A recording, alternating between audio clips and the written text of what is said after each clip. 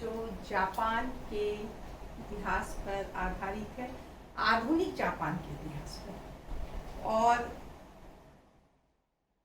जब हम जापान के इतिहास को पढ़ते हैं, जब हम जापान की साम्राज्यवादी नीति देखते हैं कि उसने कैसे अपने नीति में बदलाव किया था, किस तरह एक छोटे से देश होने के बावजूद भी उसने रूस को या चीन को धूल चटा दी थी युद्ध में, और अपनी कूटनीतिज्ञता से इन बड़े बड़े देशों पर चीन हावी हो गया था। इस तरह हम देखते हैं कि चीन की सैन्य प्रवृत्ति जो है वह मुखर होकर सामने आ गई थी। लेकिन फिर हम देखते हैं कि कुछ दिनों तक यह सैन्य प्रवृत्ति जो है या उनकी सैन्य के प्रति, सेना और सैन्यवादी के प्रति जो अभिरुचि है वो कम हो गई थी। और वहाँ के जो प्रधानमंत्री थे हारा, उनके समय 1930 में भी हम देखते हैं कि जापान की राजनीति में एक परिवर्तन आया था। और ये जो प्रधानमंत्री थे, इनका कहना था कि हमें किसी पर वर्चस्व जमा करके, किसी राष्ट्र पर या किसी जाति पर हम दबा करके, उसे अपने अंदर करके हम किसी के अस्तित्व को नहीं बिगाड़ सकते। ये गलत काम है। अगर हमें अपनी शक्ति का यूज करना है तो हमें आर्थिक क्षेत्र में सबको मिलके करना चाहिए ताकि सबका कल्याण हो। बल्कि साम्राज्यवाद के लिए अगर हम आगे बढ़ते हैं तो उससे क्या होता है, विनाश होता है। ये उन्होंने कहा। इसके अलावा और एक थे सुडेहारा, उसने भी यह कहा कि जापान को अब सैन्य प्रवृत्ति को छोड़ करके एक उदारवाद प्रवृत्ति की तरफ जाना चाहिए। लेकिन जापान शुरू से ही सैन्य प्रवृत्ति का देश था। वहां पे एक अलग विचारधारा थी लोगों की, जो थोड़े ही दिन में फिर से उभर कर सामने खड़ी हो गई। और हम क्या देखते हैं कि इसी क्रम में मंचूरिया संकट जैसी एक बहुत बड़ी समस्या चीन ने विश्व के सामने खड़ी कर दी। तो आज हम इसी मंचूरिया संकट या मंचूरियन क्राइसिस पर बात करेंगे, जो 1931 में हुई थी, 1931 ईस्वी में मंचूरियन क्राइसिस। तो ये मंचूरियन क्राइसिस क्या था, चलिए हम जानते हैं, और इसके कारण क्या थे और इसके परिणाम क्या हुए। तो इस पे हम संक्षेप में सरलता के साथ चर्चा करेंगे, जो आपके लिए फायदेमंद होगा। तो सबसे पहले हम बात करते हैं कि चीन में पुनः साम्राज्यवाद का उदय होने लगा था। जैसा कि मैंने बताया कि प्रधानमंत्री सुडेहारा, इन लोगों का कहना था कि शांति के रास्ते पे चलो, युद्ध करना बंद करो, साम्राज्यवादी प्रवृत्ति का अंत करो।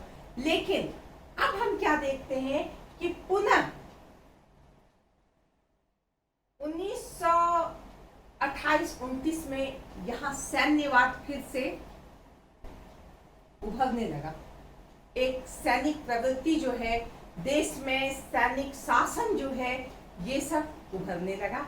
और इसके अंतर्गत एक संगठन बनाया गया जिसका नाम था साकुराकाई। ये एक संगठन था। और इसके सदस्य कौन कौन थे? इसके सदस्य जो थे वह सेना के बड़े बड़े अधिकारी थे। ये जापानी नाम है, जापानी लोग थे। इनका नाम क्या था? जनरल लेफ्टिनेंट काईसी कुनियाको। जनरल लेफ्टिनेंट काईसी कुनियाको। दूसरे थे जनरल तातेकावा योशित्सुगु। और तीसरे थे लेफ्टिनेंट कर्नल होशिमोतो केगिशिरी। ये 3 लोगों ने एक संगठन बनाया, साकुराकाई। और यहां से उसने क्या किया, पुनः जापान को एक साम्राज्यवादी देश बनाने के लिए प्रवृत्त हो गए, आगे बढ़ गए। और इनकी जो सहायता है वो यहाँ के प्रधानमंत्री ने भी की, यहाँ के पूंजीपतियों ने भी इनकी सहायता की। और इसके तहत इन्होंने क्या कहा कि हमें विश्व विजय करना है, हमें अधिक से अधिक देशों को जापान के अंदर लाना है। इसके अंतर्गत हम देखते हैं कि तनाका नाम के जो प्रधानमंत्री थे वो भयंकर सैन्यवादी प्रवृत्ति के थे और उन्होंने एक प्रकाशन में तनाका मेमोरियल में खुल करके लिखा कि अगर विश्व को विजय करना है तो हमें चीन को विजय करना होगा। चीन को अगर हमको विजय करना है तो पहले मंचूरिया को विजय करना पड़ेगा, और अगर मंचूरिया को हमें विजय करना है तो पहले कोरिया को विजय करना पड़ेगा। यानी कि आप समझ रहे हैं इनकी महत्वाकांक्षा कहाँ तक थी। कोरिया से लेकर विश्व तक पहुंचने का उन्होंने रास्ता बताया कि विश्व विजय करने के लिए हमें कोरिया से शुरुआत करना पड़ेगा, कोरिया, मंचूरिया, चीन, उसके बाद हम विश्व को हम जीत सकते हैं। तो यह प्रवृत्ति यह बताती है कि जापान में पुनः सैन्य युग आ गया था, पुनः साम्राज्यवादी प्रवृत्ति का विकास हो गया था, और इसके कारण जो है यह मंचूरिया संकट उत्पन्न हो गया। ठीक है। दूसरा, मंचूरिया का महत्व। मंचूरिया पर जापान बहुत दिनों से नजर गड़ाए हुए था। कब से? 1894 से उसकी नजर मंचूरिया पर थी। जब हमने चीन का इतिहास पढ़ा उस समय हमने बहुत बार देखा कि मंचूरिया पर किस तरह चीन ने अपना आधिपत्य बनाया, किस तरह उसे अपने कब्जे में लिया। सबसे पहले मंचूरिया क्षेत्र में रेलवे का ठेका लिया। रेलवे का ठेका लेने के बाद वहां उसने बहुत सारे उद्योग धंधे स्थापित कर दिए। धीरे धीरे उनका कब्जा बढ़ता ही चला गया। इसी बीच हम देखते हैं कि फर्स्ट वर्ल्ड वॉर हुआ था, और हमने पिछले क्लास में चांग काई शेक की क्लास में मैंने बताया था आपको 1919 की जो चीनी क्रांति हुई थी उसमें हमने बताया था कि मंचूरिया पर जापान ने अधिकार कर लिया था। 21 सूत्री मांग इनके सामने रखा था, जिसके अंतर्गत मंचूरिया के जो रेलवे ठेके हैं या वो क्षेत्र में जो वो काम कर रहा था उसे 99 साल के लिए पट्टे में ले लिया था। 99 साल के लिए ये लीज पे मैं ले लिया हूँ, मंचूरिया का ये क्षेत्र में हमारा काम होगा। और उसके बाद वह जापानियों के अधीन था। जापानी लोग वहाँ काम करते थे, जापानी अफसर वहाँ रहते थे, जापानी सेना वहाँ रहते थे, जापानी लोग भी वहाँ नौकरी करने के लिए आ गए। धीरे धीरे वो जो लीज पे लिया गया था वो रेलवे के लिए जगह वह जापानियों का अड्डा बनता गया, और एक प्रकार से जापानी उस पर अपना आधिपत्य जमाते चले गए। इसके साथ ही हम देखते हैं कि मंचूरिया का महत्व इसलिए भी था क्योंकि मंचूरिया का जो जमीन था, वहाँ की जो भूमि थी वो बहुत उर्वरा शक्ति वाली थी, बहुत अधिक उसमें उत्पादन होता था, जिसके कारण जापान की नजर उस जमीन पे लगी रहती थी। इसी समय हम देखते हैं कि चीन में जो सिल्क का उत्पादन होता था वह 45% घट गया था। इसके साथ हम देखते हैं कि यहाँ जापान में बहुत सारे लोग बेरोजगार हो गए थे, इनके पास भूमि नहीं थी। अब क्या किया जाए? तो इन लोगों को, बहुत सारे बेरोजगारों को मंचूरिया लाया गया और 3,20,000 वर्ग मील के जमीन पर कब्जा कर लिया गया और इन्हें दे दिया गया। यानी जापान के लोगों को बुला करके यहाँ पे जमीन दे दी गई कि भैया यहाँ तुम खेती करो, उत्पादन करो, इससे हमारा फायदा होगा। साथ ही साथ जापान में जो इतने सारे उद्योग धंधे, उसको कच्चे माल, रॉ मटेरियल जो है वह भी यहाँ से मिल जाएंगे। इस तरह से जापान मंचूरिया को एकदम से फायदे का सौदा समझता था, उस पर अपनी आंख गड़ाए हुए था कि हर तरफ से मंचूरिया से हमें फायदा है, चीन से हमें इसे ले लेना है और जापान के अंतर्गत कर लेना है। यह जापान की अभिलाषा थी। इसके बाद हम बात करते हैं कोरिया का प्रश्न। कोरिया का प्रश्न क्या था? कोरिया से भी बहुत लोग मंचूरिया में आके बसने लगे थे और जापान इसे अपना संरक्षण दिया था। जापान का कहना था कि ठीक है, ये हमारी जनता है, हमारे लोग हैं। और चीन वह नहीं चाहता था कि मंचूरिया पे ना तो जापान का कब्जा हो, ऊपर से कोरिया वाले भी आ गए हैं।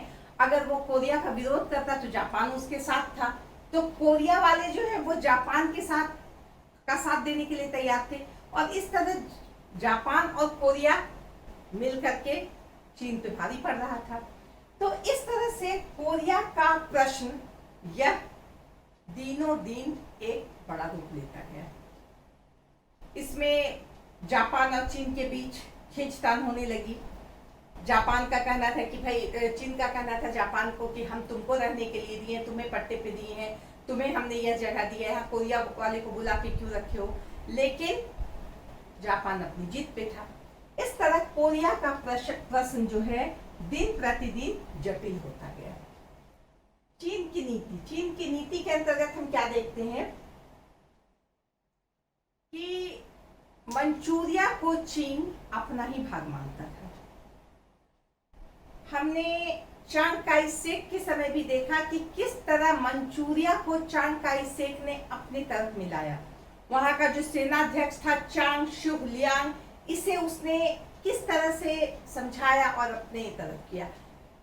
कहने का तात्पर्य यह है कि मंचूरिया को चीन का एक अभिन्न अंग माना जाता था, उससे अलग नहीं था। लेकिन यहाँ पर हम क्या देखते हैं कि जापान उसे अलग करने की कोशिश कर रहा था, चीन से दूर करने की कोशिश कर रहा था, जो चीन को सहन नहीं हो रहा। तो स्वाभाविक है, वो चीन का प्रांत था। तो इस तरह से चीन की नीति जो है वह जापान पे भारी पड़ने लगी।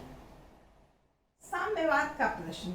इसी समय हम देखते हैं कि साम्यवादी व्यवस्था किस तरह हावी थी, किस तरह चांग काई शेक ने साम्यवादी के खिलाफ अभियान छेड़ा, किस तरह रूस के साथ उसके संबंध खराब हुए और रूस मंचूरिया पर भी अपना अधिकार जमाए रखना चाहता था। जापान भी मंचूरिया पे अपना अधिकार जमाए रखना चाहता था। तो ऐसी स्थिति में चीन, जापान और रूस के बीच मंचूरिया को लेकर के विवाद और मतभेद होना शुरू हुआ। क्योंकि साम्यवादियों को जब चीन से भगाया गया, रूस को जब चीनियों ने भगाया कि भाई यहाँ साम्यवादी नहीं चाहिए, तो इस बात पे रूस जो है वह खफा था और वह चीन के खिलाफ हो गया था। तो ऐसी स्थिति में एक बहुत ही जटिल स्थिति पैदा हो गई थी और यह मंचूरिया संकट को बढ़ावा दे रही थी। इसी समय तात्कालिक बना नाकामुरा की घटना। ये नाकामुरा जो है एक जापानी कैप्टन था जिसकी हत्या कर दी गई। किसने की? चीन के लोगों ने कर दी। जापान ने कहा ये तो बहुत गलत किया है चीन ने, अब इसके एवज में तुम क्षतिपूर्ति दो, तुम ऐसा करो, तुम वैसा करो। कठोर से कठोर बातें उस पर लादी गई। अगर तुम ऐसा नहीं करोगे तो तुम पर आक्रमण कर देंगे। चीन ने कहा कि भाई उसे तो क्यों नहीं मारेंगे हम, वो जासूसी करने आया था, वो एजेंट था हमारा सब दूसरे देश का, तो वो हमारी जासूसी कर रहा था, हमने उसे मार दिया। इस बात पर बात बढ़ गई और जापान ने चीन पर, मंचूरिया पर आक्रमण कर दिया और यह एक बहुत बड़ी घटना साबित हुई। क्योंकि जापान को तो बहाना चाहिए था मंचूरिया पर आक्रमण करने का, मंचूरिया को अपने अधीन करने का। उसे एक बहाना मिला और उसने मंचूरिया पर आक्रमण कर दिया और चीन के साथ युद्ध करने को तैयार हो गया। इस तरह से हम देखते हैं कि मंचूरिया संकट के ये कारण थे। अब हम बात करेंगे कि जब आक्रमण कर दिया चीन जापान ने मंचूरिया पे, तो क्या हुआ, उसका परिणाम क्या हुआ? परिणाम भी बहुत रोचक, बहुत मजेदार हुआ। क्या हुआ? विश्व की प्रतिक्रिया, पूरा विश्व दंग रह गया। अरे देखो जापान की हिम्मत, कैसे वह मंचूरिया पर आक्रमण कर दिया, वह तो चीन का जगह है। बताओ, एक आदमी कैप्टन ये मारा गया तो एक बहाना को लेकर के चीन में तो जापानियों के प्रति नफरत हो गया। अगर कोई जापान के बारे में अच्छा उसके पक्ष में बोल देता था तो उसको भयंकर दंड दिया जाता था, उसको समाज से बहिष्कार कर दिया जाता था। तो चीन से लेकर पूरे विश्व में जापान के प्रति जो एक सोच बनी वो बहुत अच्छी नहीं रही, क्योंकि फर्स्ट वर्ल्ड वॉर के बाद जो राष्ट्रसंघ बना था उसमें ऐसी बातें थी कि उससे विश्व शांति भंग ना हो। लेकिन जापान अपनी सैन्यवादी प्रवृत्ति या साम्राज्यवादी प्रवृत्ति के कारण पुनः विश्व में अशांति फैलाने के लिए तैयार हो गया था। ऐसी स्थिति में 7 जनवरी 1931 को अमेरिका के विदेश सचिव स्टिनसन ने घोषणा की कि राष्ट्रसंघ के अनुसार किसी भी देश को किसी का के प्रभुत्व को उसके क्षेत्र में जाने की कोशिश नहीं करनी चाहिए। ऐसा करके एक प्रकार से जापान को धमकी दी गई कि अपने अपने क्षेत्र में रहो और शांति की व्यवस्था करो, इस तरह से हल्ला नहीं करो। और विदेश सचिव ने विश्व शांति के नाम पर इन दोनों को समझाने की कोशिश की। लेकिन क्या हुआ? राष्ट्रसंघ जो है, जो विश्व शांति के लिए बनी थी, वो सामने आई। उसने कहा कि भाई ये तो बहुत गड़बड़ हुआ है, इसकी जांच की जाएगी। और 10 दिसंबर 1931 को एक आयोग बनाया गया। उस आयोग में अमेरिका, रूस, जर्मनी, इटली, फ्रांस, इन सभी देशों के सदस्यों को इस आयोग में रखा गया। और ब्रिटेन के जो प्रधानमंत्री थे लॉर्ड लीटन, उसे अध्यक्ष बनाया गया। अब इस आयोग का काम क्या था कि ये जो घटना घटी है मंचूरिया में, जो जापान ने आक्रमण किया है, ये क्यों हुआ, कैसे हुआ, कब हुआ, इसकी पूरी जांच की जाए, इसके लिए जिम्मेवार कौन है और इसका निदान क्या है, इसके लिए एक आयोग बनाया गया। और हम देखते हैं कि 2 अक्टूबर 1931 में जिनेवा में राष्ट्रसंघ की जो मुख्यालय था, वहां से यह रिपोर्ट प्रकाशित हो गई 20 मार्च को। और वो रिपोर्ट क्या प्रकाशित हुई, उसमें जापान को कहा गया कि चीन का जो क्षेत्र है उस पर इस तरह आक्रमण नहीं करना चाहिए। मंचूरिया जो है चीन का क्षेत्र है, चीन को वहां पे मंचूरिया को यह अधिकार देना चाहिए कि वहां वो स्वायत्त शासन की स्थापना करे। जापान का उसमें कोई इंटरफेयर नहीं होना चाहिए। इस तरह से रिपोर्ट प्रकाशित हो गई। जापान को बुलाया गया, सभी देशों को दिया गया कि भैया आप लोग राष्ट्रसंघ के इस रिपोर्ट को जो है लागू कीजिए। लेकिन इस पर कोई खास काम नहीं हो सका, क्योंकि राष्ट्रसंघ के देश और उनकी कार्रवाई बहुत प्रभावी नहीं थी, जिसके कारण यह जो रिपोर्ट प्रकाशित किया गया उसको लागू करवाने की बात की गई, वह सब नहीं हो सका। और जापान की हिम्मत देखिए कि उसने क्या किया, 20 मार्च 1933 को राष्ट्रसंघ से त्याग पत्र दे दिया। वो भी राष्ट्रसंघ का एक सदस्य था। उसने कहा कि ठीक है, हमको राष्ट्रसंघ में नहीं रहना चाहिए, हम अपना देख लेंगे, हमको जो करना है। और इस तरह से उसने अपनी बेबाकी दिखाई और त्याग पत्र दे दिया। उसे कोई डर नहीं लगा कि नहीं, मुझे किसी से डर नहीं है। और यह एक बहुत बड़ी बात थी। और फिर से क्या किया उसने, मंचूरिया में मंचूकाओ सरकार की स्थापना कर दी। सोचिए, जुर्रत देखिए जापान की कि उसने 18 फरवरी 1932 में हेनरी पुवी को बना दिया वहां का अध्यक्ष। यह कहने के लिए हेनरी पुवी को बनाया, लेकिन मुख्य रूप से यहाँ पे जो काम करने वाला था वह जापानी साम्राज्यवादी राजनीति ही काम कर रही थी। ये मात्र एक कठपुतली की तरह रह गया। इस तरह से हम क्या देखते हैं कि जापान पुनः अपने आप को बहुत ज्यादा शक्तिशाली समझने लगा था। अपनी महत्वाकांक्षा की पूर्ति करने के लिए ना वह किसी देश के महत्व को समझ रहा था, ना उसकी संप्रभुता को समझ रहा था, ना उसके सम्मान को समझ रहा था, बल्कि वह अपने जिद पे अड़ा हुआ था। और इसी जिद के कारण हम देखते हैं कि उसने राष्ट्र संघ के जो कानून थे, जो उसके नियम थे, जो उसके आदेश थे, उसे भी मानने से इनकार कर दिया। और इस तरह से पुनः विश्व में एक अलग रिवाज, एक अलग नीति का उदय होने लगा। और भविष्य में हम देखते हैं कि जो सेकेंड वर्ल्ड वॉर हुआ, उसके लिए ये कारण भी एक महत्वपूर्ण कारण बना, मंचूरिया संकट। तो इस तरह आज मैं मंचूरिया संकट को यहाँ समाप्त करती हूँ। धन्यवाद।